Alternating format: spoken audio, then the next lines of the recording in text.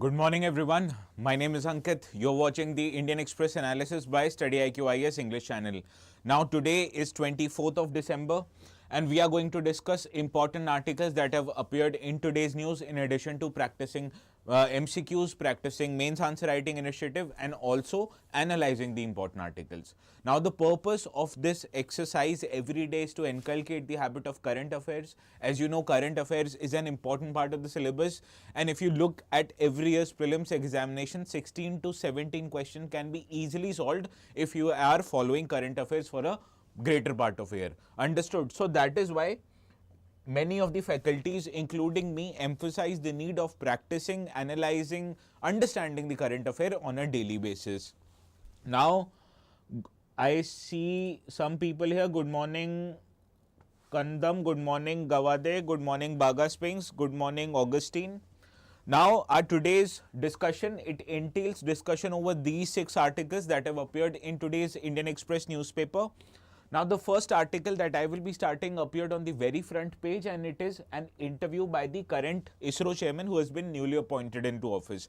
Now, he has said that the ISRO is making all its efforts to start manufacturing of polar satellite launch vehicle, which is abbreviated as PSLV, from the private companies. Now, the intention of the government in recent years have been to increase the private sector participation in the space sector, particularly for routine tasks. It wants private sector to make those components, whereas on the other hand, ISRO can focus on more important extraplanetary or extraterrestrial missions, which is the original objective and domain of ISRO. That is why the manufacturing of this polar satellite launch vehicle is intended by ISRO, particularly with respect to the private sector.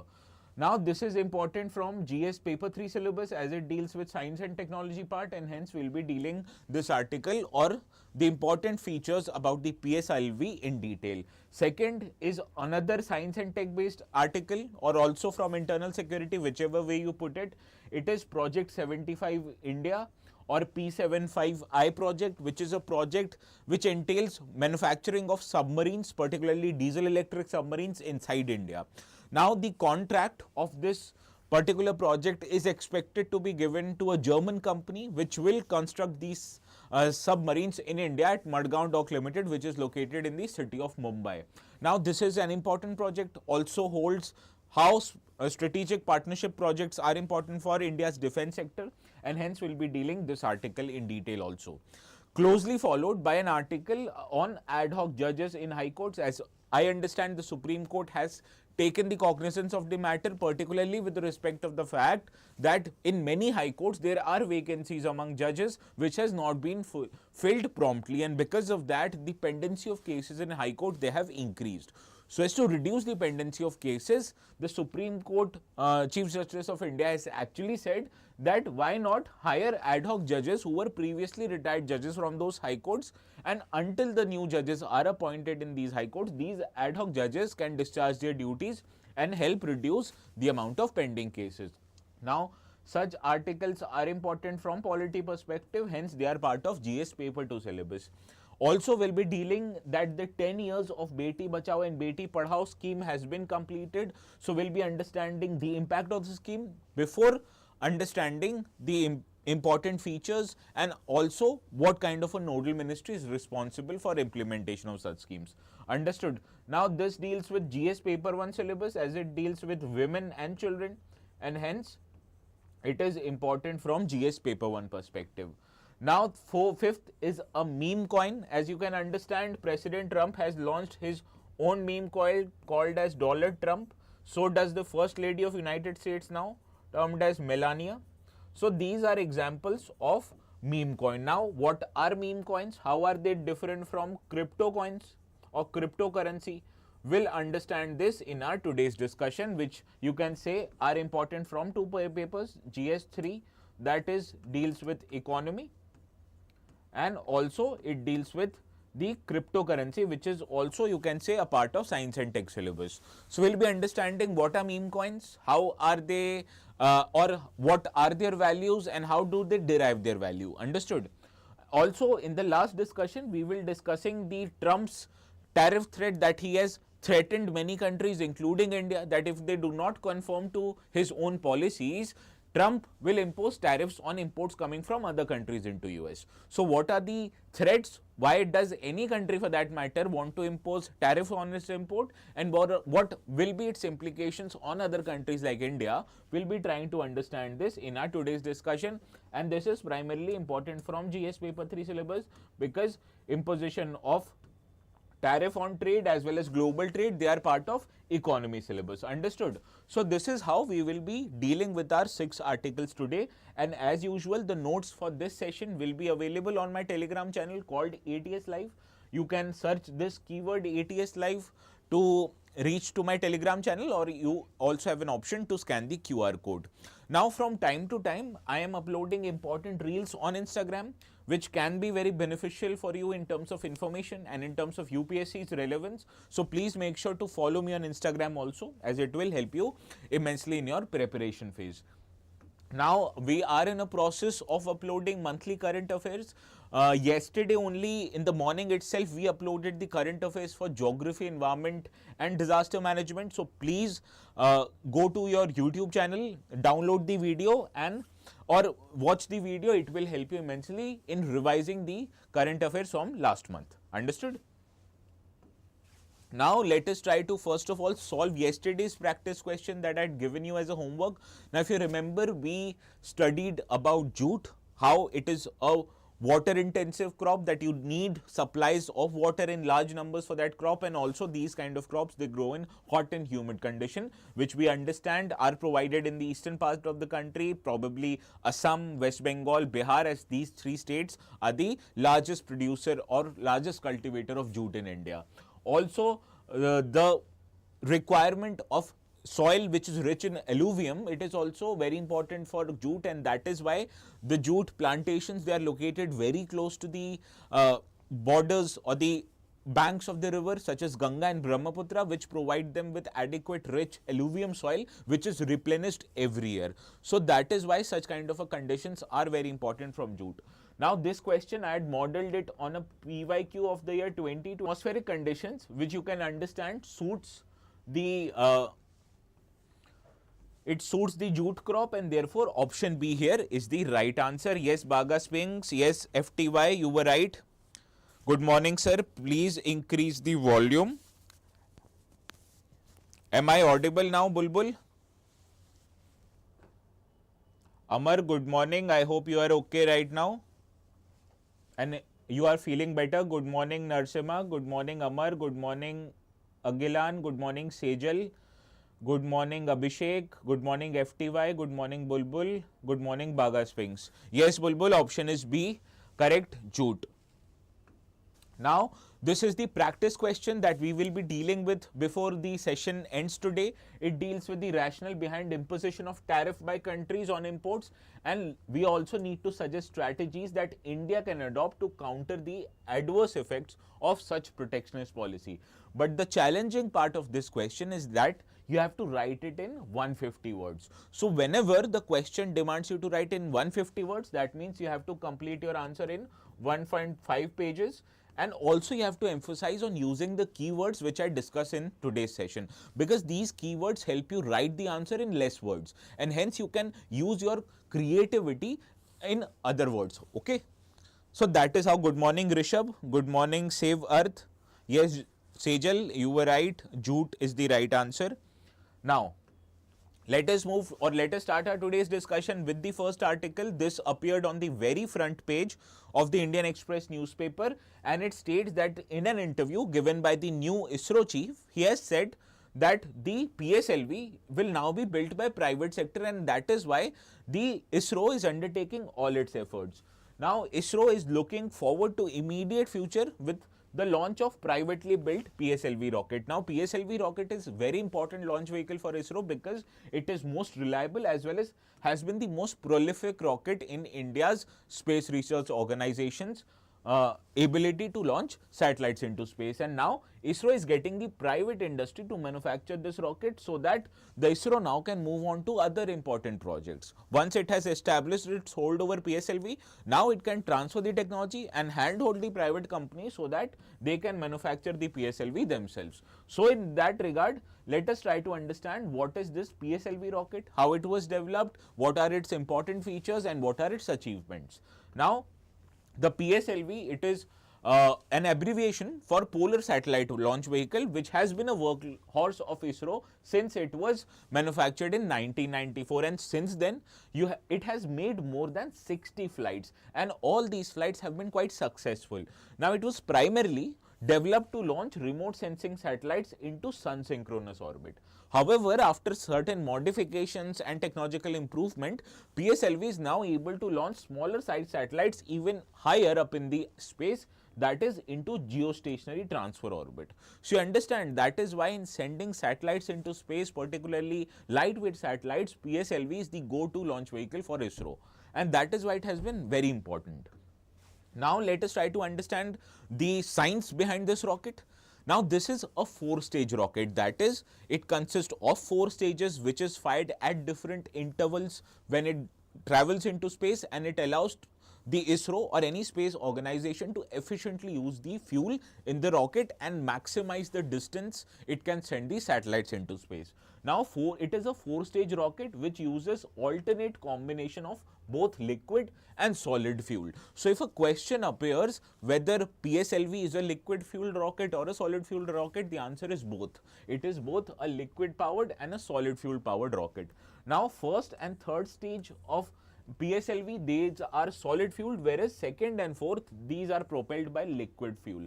However, you also need additional thrust in a rocket so as whenever it is traveling from the atmosphere into outer space, initially any rocket exhibits quite a huge resistance from the atmosphere.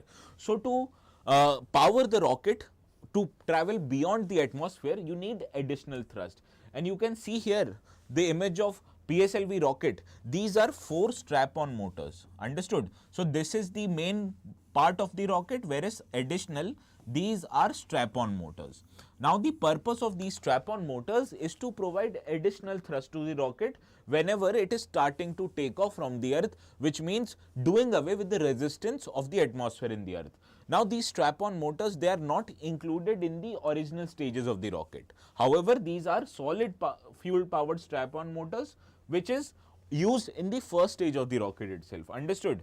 And it provides, as I told you, additional thrust to the rocket. So this is the important parameter or an important caveat that you have to remember, that solid fuel boosters, they are added to the first stage. However, they are not counted as a part of 4 stages rocket. Understood? Now the PSLV or the rocket, it is able to deliver how much amount of weight. It is very important as far as exam is concerned. Now I have to remember that the payloads of PSLV, it is about 3250 kilograms in the low Earth orbit, whereas as it travels up higher, you realize the weight it can carry, it will reduce. So therefore, it is just 1600 kilograms for sun synchronous orbit, whereas for geosynchronous transfer orbit, it is 1400 kilogram. Now the significance of PSLV for ISRO and for India's space program is that it has gained quite a lot of credibility because it has not failed even in one mission, and it is also a leading provider of ride-share services to smaller satellites. You may have heard instances where ISRO has taken more than 100 satellites in one go, and it has launched all these satellites successfully into their respective orbits just because it is a very reliable rocket. Further, the PSLV is also known to carry many notable payloads. They include Chandrayaan 1, 2, 3 missions. This also include Mangalyaan mission, AstroSat, or also the Aditya L1 mission which was sent to the sun recently. So these are kind of important notable achievements of PSLV, and it has not just delivered these important space projects into their respective orbit, but it regularly carries large number of satellites and deposits them into their regular orbits. Understood? Now let us try to solve the practice question that I have curated on PSLV. Consider the following statements regarding Polar Satellite Launch Vehicle.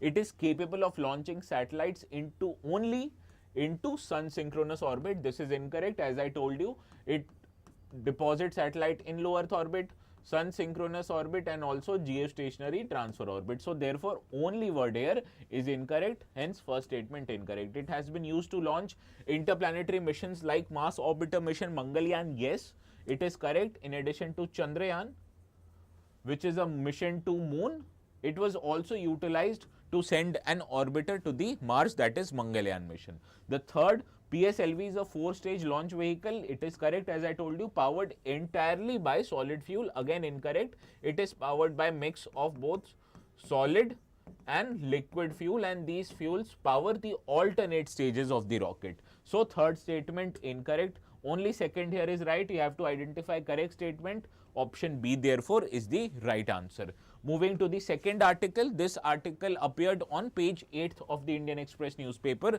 and it states that the contract for construction of Project 75I submarines have been approved, and it is expected to given to Margdarshan as well as ThyssenKrupp, which is a German company. Now, such articles are important from GS paper 3 perspective, from internal security, as it is a vessel of Indian Navy, and also from science and tech, because construction of such vessels, they require technological improvements, some of which are important from our exams perspective. Now, what is the context of this article? You have to understand that whenever India bought the contract, so that countries can file for tender to construct these Project 75I submarines, many countries including from France, South Korea, Spain, Russia, Germany, they had filed for the vendors. However, after only 2 companies were finalized, the contract is expected to be given to a company which is a German based company. Now, this company has a strategic, or it has formed a strategic partnership with an Indian company called as Margdarshan Dock Limited, which is owned by government, and this Margdarshan Dock Limited, after transfer of technology from the German company, will construct the submarines in the city of Mumbai. Now, this Project 75I submarines, these are conventional submarines which are powered by diesel as well as electric submarines. However, they will be very advanced in technology, and the contract is expected to be of 45,000 crore rupees. So, it will include construction of 6 advanced submarines, and we will understand the important features of this submarine in the next slide. Now, what is first of all a Project 75I? It is an acquisition initiative by the Ministry of Defence so as to procure 6 diesel electric attack submarines which will be powered by fuel cells and an air dependent propulsion system called as AIP system. Now, it is meant for Indian Navy, and it is expected to build on India's naval strength and develop indigenous submarine building capabilities, both of which essential is important for Indian Navy. Why? Because Indian Navy, it is primarily deployed in the Indian Ocean region, both on the west in Arabian Sea and on the east in the Bay of Bengal. Now, protection of India's marine areas as well as its marine borders, they are very important, particularly in increasing rising threat from China. Now, India is also a blue water economy. It wants to deploy and project its power into a wider area, and these submarines will enable the Indian Navy to project its power at much wider distances from Indian coast. Now, it is a follow-up of a Project 75I which included construction of 6 Kalvari class diesel electric submarine, and these were modeled on Scorpion submarines. So, the Project 75I submarine will be more advanced than the Project 75 submarines. Understood? Now, it improves upon the design and technology of its predecessor, and the most important improvement that have been highlighted in the news is this air independent propulsion system. So, let us try to understand what is this air independent propulsion system and how it will benefit Indian Navy in general. Now, these air independent propulsion system, they are installed additionally into the submarines as a component, and these include a fuel cell system, a hydrogen generator, and a liquid oxygen storage. Understood? Now, how this works, I'll try to very easily simplify it for you. Now, traditionally, the submarines, these are powered by electric batteries. And how do you charge these electric batteries in a submarine? Through a help of diesel generator. Now, combustion in a petrol or a diesel engine for that matter, it requires oxygen in large supply. So, to supply oxygens in charging electric batteries in conventional submarines, these submarines need to surface every 48 hours so that they can undertake oxygen from the atmosphere and then recharge those electric batteries. Understood? So this is the problem that conventional submarines face, that they have to surface once every 48 hours, which means they have a chance to be detected by enemies if they are in enemy territory.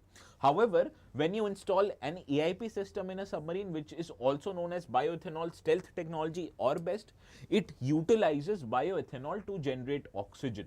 So the need of submarines to surface every 48 hours is reduced here, as you are able to generate oxygen with the help of bioethanol, and this oxygen can sustain the crew by providing them with oxygen and ensures that the fuel consumption is powered by the oxygen. Now this EIP technology, what it does is that it enables the submarine to stay submerged for not 48 hours but for 21 days. Understood? So here the submergence was at max for 2 days. Now it will be increased to 21 days. So you understand the ability of an EIP system is that it can sustain the submarines underwater for a longer duration, which means enhance their endurance, and it will also prevent the submarine from being detected by the enemy systems and radars. Understood? So this is the most important benefit of the Project 75I, that it has an EIP technology, which means the submarines will now not be required to stay, it will not be required to come surface or come to the surface, and hence it cannot be detected so easily by the enemies. Understood? Now let us try to solve this practice question. What is Project 75I, sometimes seen in the news, related to? Now this is a very straightforward question modeled on a previous year question on INS Ashtadharani. So please solve this question. What is it? I am expecting the answer. Let's see who answers the answer correctly. And first, Tony Raju, good morning. Yes, I am doing good. I hope you are doing good as well. Now I'll move to the next question, next article, until you answer the question in the comment section. This article appeared in the explain section of the Indian Express, and it states that the Supreme Court of India, it has suggested temporarily appointing retired judges as an ad hoc judges, which means these are temporary judges in any high court. Now the need for appointing ad hoc judges in the high court, yes, Baga Spinks, the answer is C. Yes, FTY, the answer is C.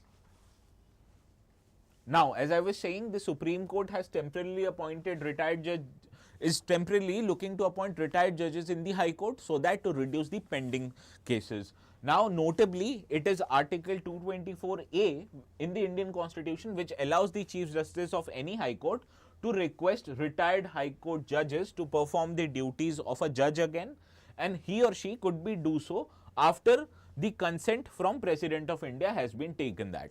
Now, although this provision is mentioned in the Indian Constitution, however, it has been rarely invoked, as there is a detailed procedure for how to appoint these kind of judges, which has been passed by the Supreme Court in a particular case. So let us try to understand what are these ad hoc judges, what are the qualifications for any ad hoc judges to be appointed at, and what is the procedure of appointing these kind of judges. Now, an Article 224A of the Indian Constitution, it states, if you have to read the Constitution in a verbatim manner, it states that the Chief Justice of any High Court, it may at any time of its or her choosing, from the previous consent of the President, request any person who has held the office of a judge of that particular court or any High Court in the country to sit and act as a judge of High Court for that state.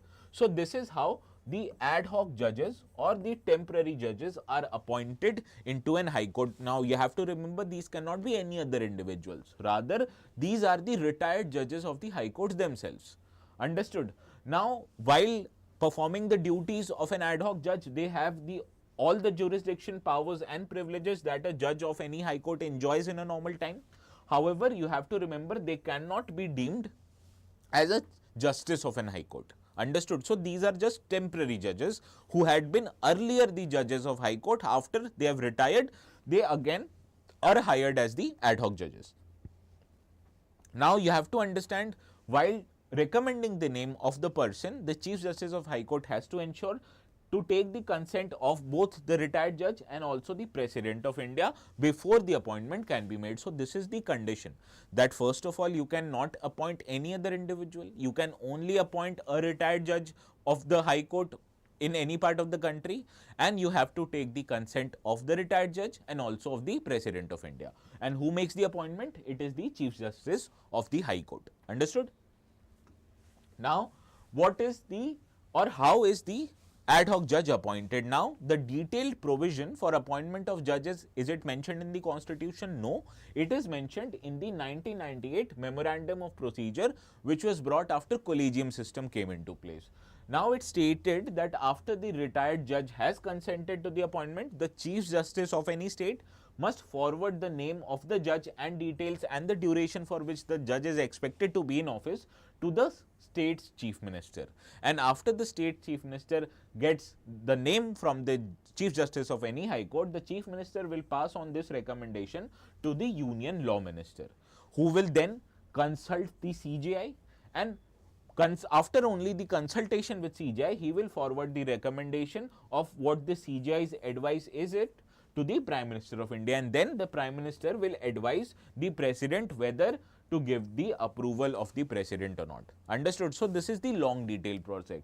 Now, you have to understand the word consult the Chief Justice of India. Now, in this regard, you have to understand that the opinion is not just of Chief Justice of India, but a collegium of 3 judges that includes Chief Justice of India and 2 senior most judges of Supreme Court. And once they had given their opinion, that opinion is binding on the government. So, this is what the consultation of the CJI means here. Understood? Now, let us try to understand how the judge are coming to be appointed, and in this regard, the Supreme Court in the Lok Prahari through its General Secretary S.N. Shukla versus Union of India case, the judgment which came in 2021 gave a detailed procedure on how to appoint these ad hoc judges and when to appoint these ad hoc judges. Now, I have to remember this was the time when Supreme Court was grappling with huge amount of vacancies in India's high courts particularly, and in that time Indian High Court, they had almost 30 to 40% of seats lying vacant, as the judges previously they had retired and new appointments they were not made. So, at that time SC was faced with nearly 40% of vacancies that I told you, and therefore, even the Law Commission at that time, it had suggested that if the provision of Article 224 is there, so why not appoint the ad hoc judges to fulfill these vacancies in the short term. So, the Supreme Court accepted that this is quite an effective provision. However, it also had certain concerns. The Supreme Court said that what if we start appointing the ad hoc judges by means of an habit, so it will encourage inaction whenever we have to appoint the permanent judges to the High Court. Understood? So, that is why the Supreme Court was apprehensive that let's not make it a habit or let's not make it a practice. Rather, we can appoint judges to High Court as an ad hoc judges only on a temporary and need to know basis. Understood? Now, when can the judges of the High Court or the retired judges of the High Court appointed as the ad hoc judges? Now, you have to understand there may be certain conditions that needs to be satisfied by the judiciary first, then only they can appoint an ad hoc judges. So, the trigger point for this appointment will be under Article 224A, and it states that if the vacancy in the High Court is more than 20% of the sanction strength, which will exclude any proposal from the appointment which is going on currently. So, in that case, if the vacancies is more than 20%, and if more than 10% of the cases which are pending, they are pending for more than 5 years, then only the judges or the ad hoc judges will be appointed. Now, in addition to that, Chief Justices of High Court, they should create a panel of judges who are going to retire soon or who have retired previously, and these judges can be considered whenever a High Court is going to make ad hoc appointments. Understood? So, this judgment, that is Lok Prahari case, it gave a trigger point, that is the vacancy should be more than 20% of the sanction strength, and also the pending cases which are more than 5 years should constitute at least 10% of the pending cases. Understood? Now, let us try to solve this question with reference to appointment of ad hoc judges in India. Consider the following statements. Article 224A, it empowers the Chief Justice of India to appoint retired judges of Supreme Court as the ad hoc judges in High Court subjected to President's consent. Now, this statement is incorrect. Article 224 empowers Chief Justice of India? No, it empowers Chief Justice of a particular High Court to appoint the judges as ad hoc judges. Now, the second statement, the Supreme Court has emphasized that ad hoc judges can be appointed only when the vacancy in the high courts exceeds 50%. Now, this is also incorrect. As I told you, it should exceed 20% of its sanction strength and not 50%, and therefore second statement is also incorrect. Now, both of these statements incorrect and we have to identify correct statement, hence neither one nor two is the right answer.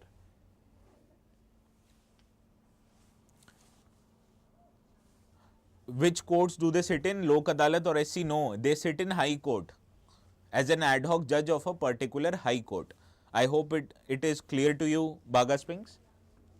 Now, as I tell you every day, you can access these courses also on our website using this particular link, and the benefits of accessing these courses on our website are many, so that you can be provided with the PPT and class notes there itself. You also have an option to download this video so that you can watch the videos offline, and also you have the option to practice the knowledge or the analysis of the newspaper in form of interactive MCQs that we provide on the website itself. So, please use the link to register for the courses, and it is currently available only at 1 rupee. So, it is not a harm to anyone.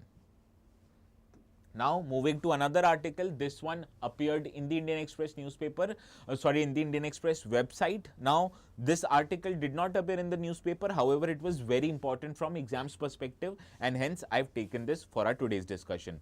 Now, this snippet or the article, it highlights that the 10 years has been completed since the Beti Bachao and Beti Padhao program was brought by the government of India.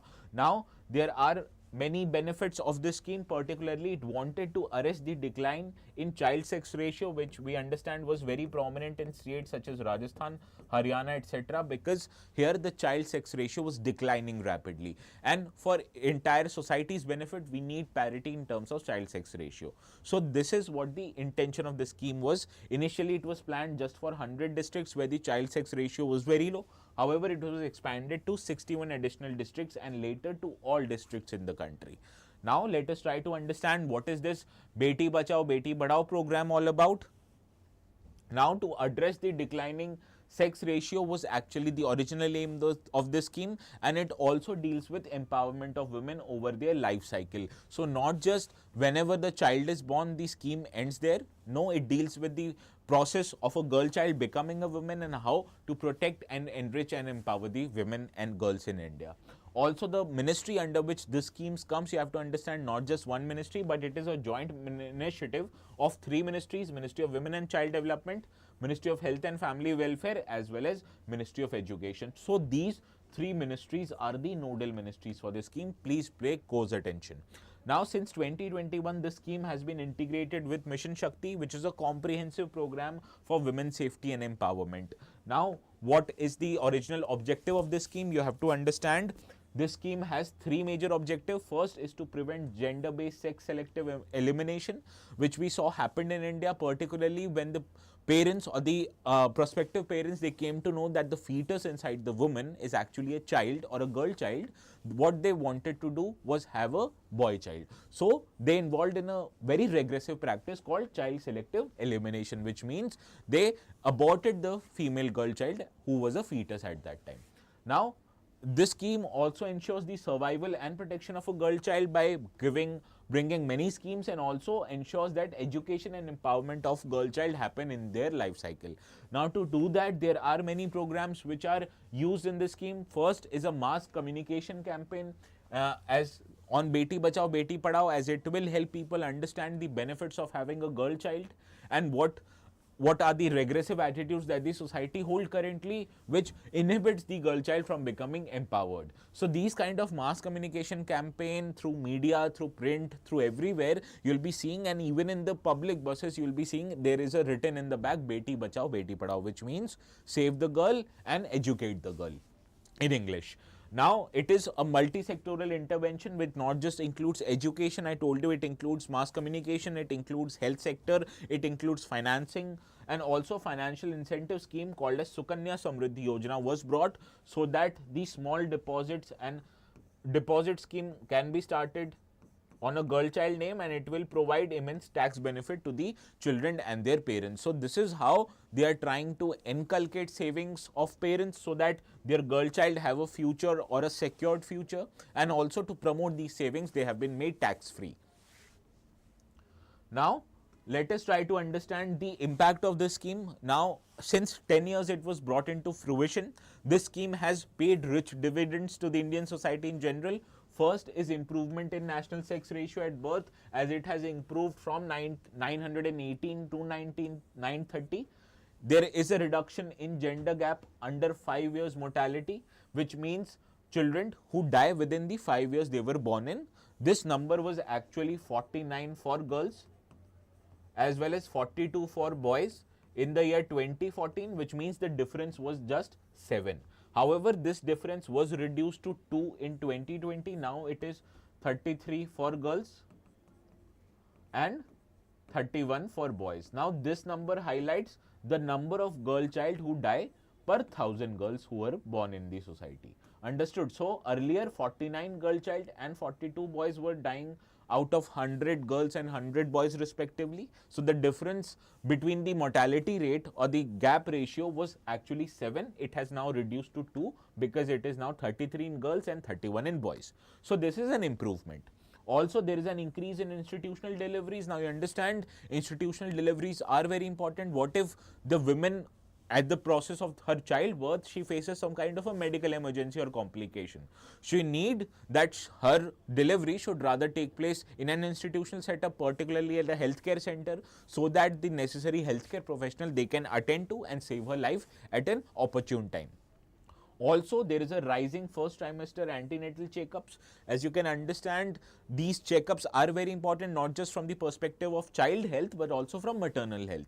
And if we want to reduce the amount of maternal mortality rates in the country, which means death among women during their bearing or delivering their child, we need to provide them with antenatal checkups from the first trimester itself. And we have seen increase in institutional deliveries from 78.9 to 88.6% and rising trimester antenatal checkups from 58.6 to about 70%.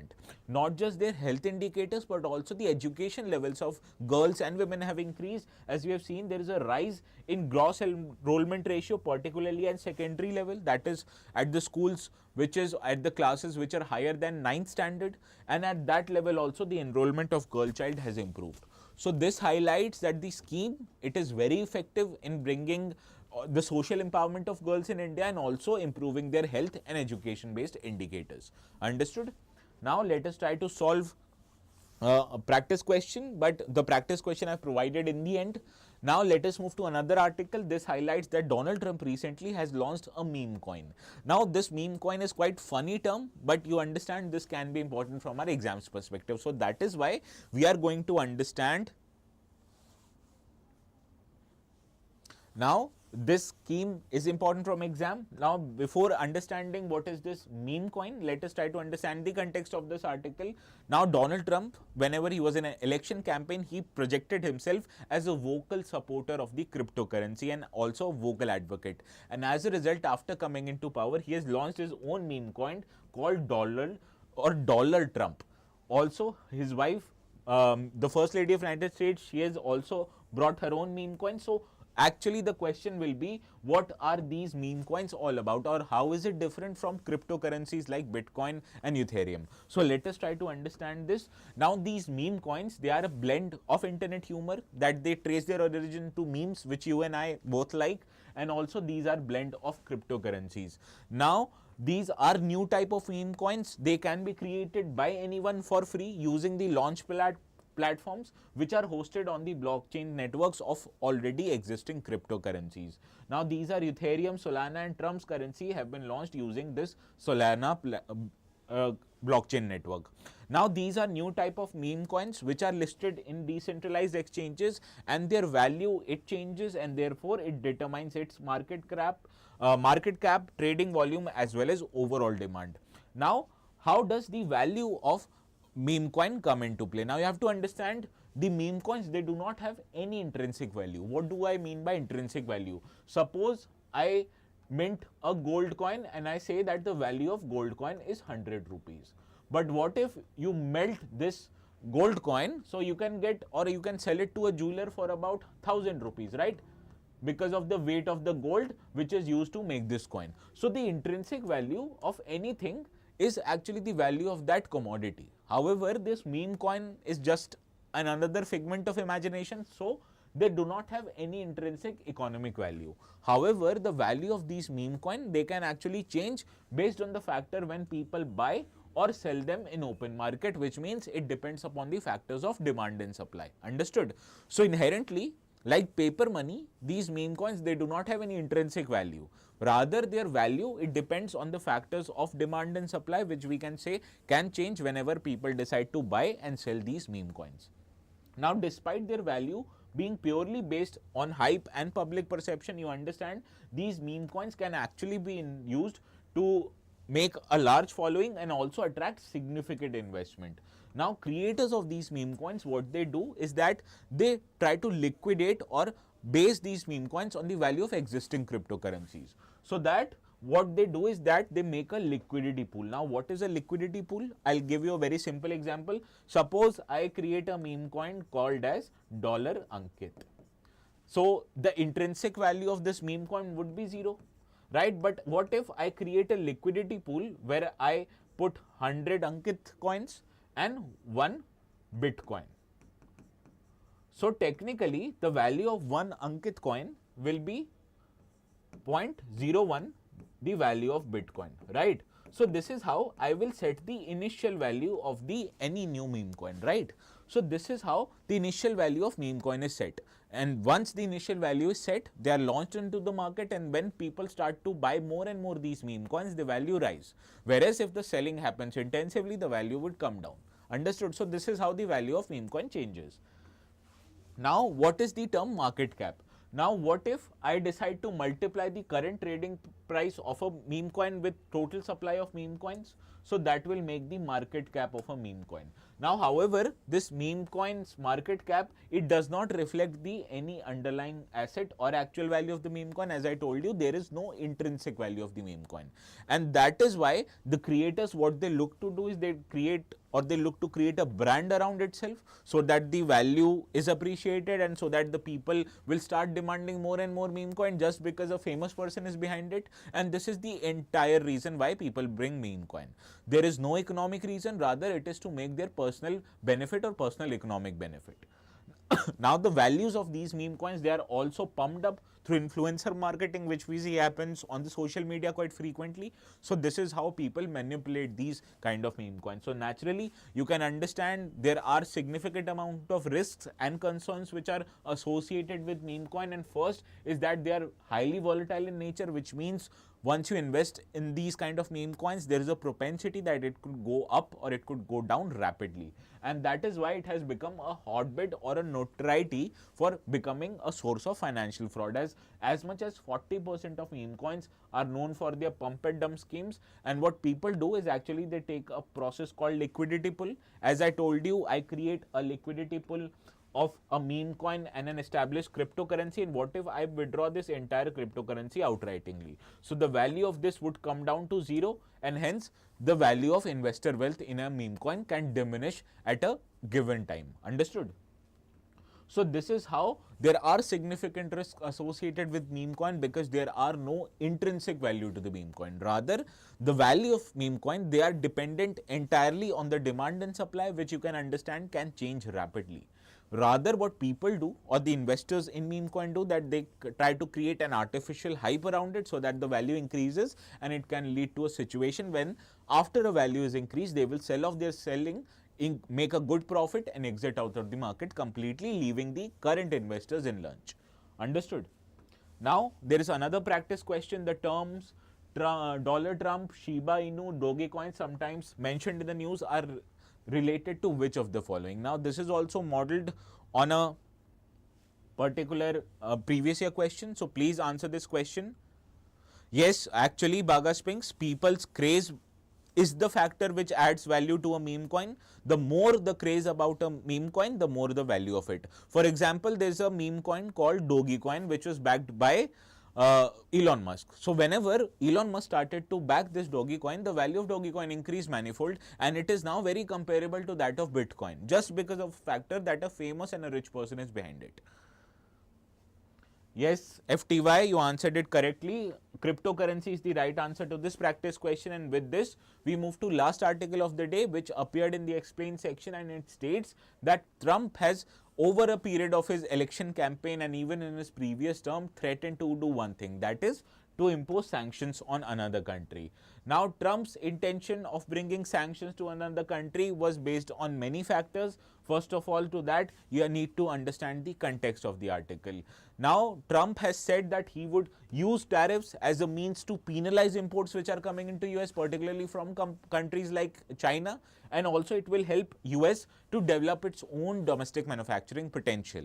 Now, in particular, Trump, what he wants to do is targeted countries like China, Mexico, Canada, and even India. So what is this term called tariff? How can this be imposed? What are its implications on other countries? Let us try to understand this in the scope of our today's discussion. Now, as I told you, tariff is actually a tax which any government can impose on the imports of goods and services from abroad. Now, the intention of this tariff is to actually counter the cheaper imports which come into our country and also inhibit and drastically reduce our ability to manufacture and sell the goods which are made in our own country. So, this is a protectionist or a protective measure to protect our own domestic economy. Now, you have to first understand how cheaper imports can impact US economy, or for that matter any economy in general. For example, a car A which is manufactured in US, it costs about 12,000 US dollars. Understood? So there is another car B which is very similar to car A, however it was manufactured in China, and as the labor cost in China and the material costs are less when compared to US, the same car B which is very similar to A, it is sold in US market for $10,000. Understood? So if you were to go to a market to buy car A and B, what is more likely that you will buy? You will buy car B, right? Because it has similar feature than A, but it is $2,000 cheaper. So this is how whenever an import which is coming from another country, it is cheaper than the product which is made in your own country, it will lead to increase in demand for cheaper imports. So technically, consumers, they are getting the items for much cheaper rate, as you can see from this example, as against a similar car which is made in US and it is available for $12,000, you are rather spending $10,000 for a similar car but made in China. So that is why consumers are getting cheaper items in India. However, when consumers are benefiting because of this measure, the economy might be suffering because US domestic manufacturing firms is expected to lose out, because over time the demand for car B will increase because of its cheaper price, whereas a similar car A, its demand will reduce just because the prices are high. So that is why the US based firms, they are expected to lose out, and therefore the sales will become low, and this will lead to problems of reduced demand of their cars, which means whenever there is a reduced demand of cars, it might lead to reduce their production levels, which will also mean that they will reduce the salaries of existing employees, or what if they decide to fire the existing employees? So this is how it can create problem for the companies in US, and on a larger basis, it can create problems in the US economy for whole, because it might lead to reduction in salary or reduction in increment of salary, or also in dire cases, the company might decide to let go of the employees, which can create crisis of unemployment.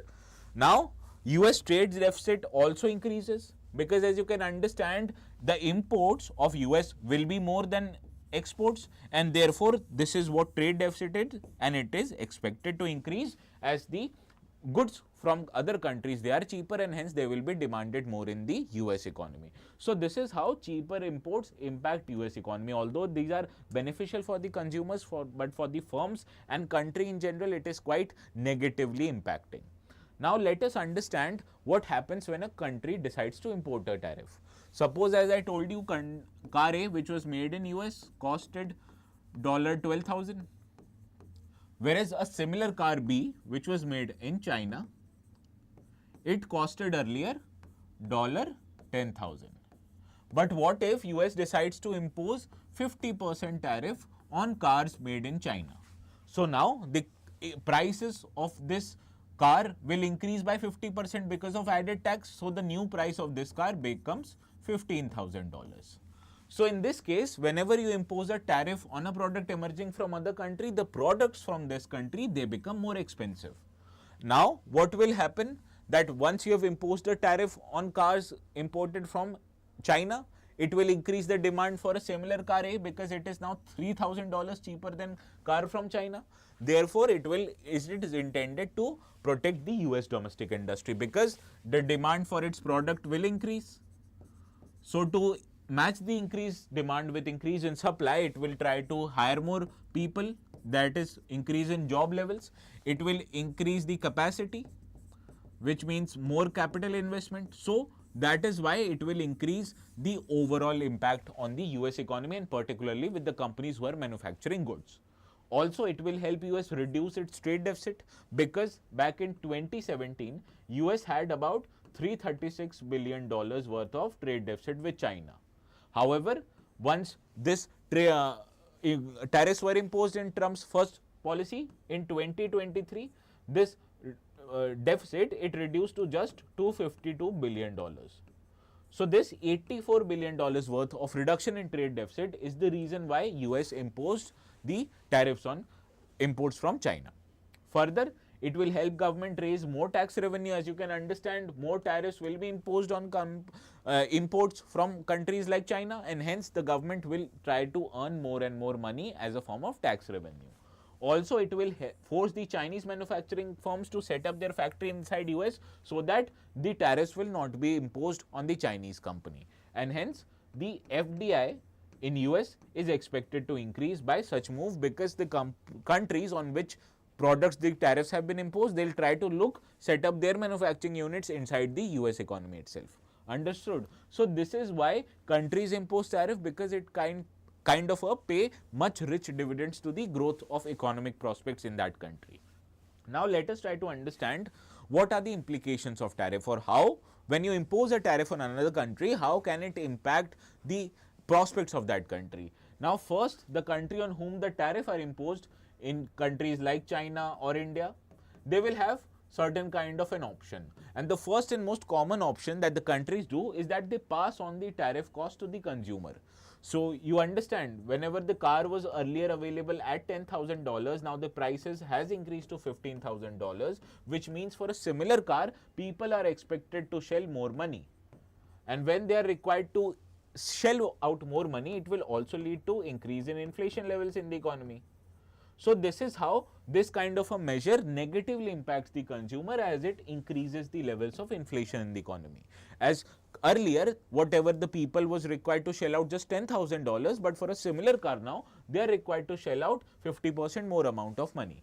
Also, there is an expectation that the American company which was selling its product for $12,000, it can now increase the prices of product to $14,000, knowing well that the prices of Chinese car is now $50,000. So even if they sell their product for $14,000, they can still outcompete the Chinese product. So this is how such kind of a passing on of tariff to consumers leads to higher inflation. Also, the countries like China can decide to dump their goods. That means they can absorb the cost by reducing the prices in China itself, and then pass on the same price, albeit with tariff, to the US consumers, which means the dumping of goods. Also, what we have seen that countries like China, what they do is they reroute their trade through other countries. For example, China, it is expected that they have rerouted their trades to countries like Mexico and with Canada, with which US has a much liberal trade atmosphere, and because of that, the overall trade deficit of US, it has increased from $516 billion to $784 billion. So with respect to China, the trade deficit of US, it has reduced. However, because of rerouting of Chinese goods through Mexico and Canada, US's overall trade deficit has actually increased. Further, the countries can be involved in trade war, that what if US imposes tariff on Chinese goods, China in retaliation can impose tariff on US goods, and so does it includes the problem of trade war, which means once a country imposes tariff, the other country retaliates with some kind of a same measure, thereby both of these countries will be involved in a trade related dispute. Further, The countries can decide to sign trade agreements with other countries so as to gain favorable free trade agreements and favorable rates on their imports. So such kind of a trade agreements can be beneficial for any economy. Also, there's an option that the countries can diversify their export market, that instead of sending most of the goods to US, they can decide to send it to other countries, and hence the impact of tariffs on the trade with US can be negated when you diversify it with other nations. Understood? So these are the measures that any country can have or they can implement in order to deal with the implications of tariff on its own economy. Understood? I hope this has been explained to you. Now, how does one country have power to control or put a sanction, sir? Now, this is not a sanction. You have to understand that the power of any country, it has the power to impose any kind of taxation in its own country, right? This is a sovereign authority of any government. Now, whenever I say that on imports to my country, I import or I make certain kind of tariff. So this is a sovereign decision by any country like US. Even India can have import tariff. It did used to have a high amount of import tariff. Understood? So this is not a sanction. Sanction is very different. This is taxation. Now discuss the rationale behind imposition of tariff by countries on import and suggest strategies that India can adopt to counter the adverse impact. Now usually you will start your answer through defining what is tariff, right? And you will highlight that the tariff is intended to negate the cheaper imports. Understood? So this is how you will start your answers. Now your body will consist of two parts. First is you will determine the rationale behind imposing tariff, that is protection of domestic industry, reduction in trade deficit, or also you can write here raising tax revenue and increasing foreign direct investment. So raising tax and increasing FDI are the rationale behind which why countries want to impose tariff. The another part of your body will include the counter steps to deal with the adverse effect. So here you can write passing on of tariffs to consumers, trade agreements to get other country reduce their tariffs, or to involve in trade war. Basically, in the counterpart, you will write all these points and we will explain it with one or two words. Understood?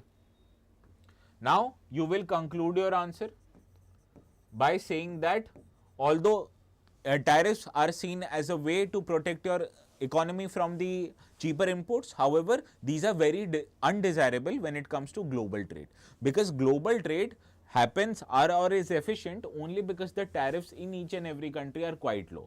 So once you impose these kind of protectionist measures, you might able to protect your economy in the shorter run, but in longer run, it will lead to your exclusion from the global value chains. Understood? So this is how you will try to conclude your answer.